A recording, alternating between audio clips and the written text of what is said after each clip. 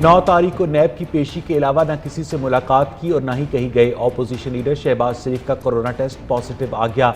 Model town रिहाइशगाह पर खुद को क्वारंटीना कर लिया। शहबाज शरीफ को कुछ हुआ तो इमरान नियाज़ी और नैब जिम्मेदार होंगे। रहनुमा नून लीग अताउल्लाह तारक कहते कि नैब ने इन हालात में तलब करके शहबाज शरीफ की जिंदगी को खतरे में डाला। कई मरतबा नैब को तहरीरी तौर पर आगाह किया। कैंसर के बायस उनकी कुव्वत मुदाफ़त कम है। कौम से सेहतयाबी के लिए दुआओं की अपील कर दी। तर्जुमान नून लीग मरियम औरंगजेब भी बोल पड़ी। पहले ही कहा था नैब वीडियो लिंक पर तफ्तीश कर ले, लेकिन नैब और नियाज़ी के सर पर सियासी इंतकाम सवार है। पीटीआई रहनुमा खुर्रम शेर ज़बान भी कोरोना में मुब्तला हो गए। ट्वीट में बताया कि आज कोरोना टेस्ट पॉजिटिव आया है।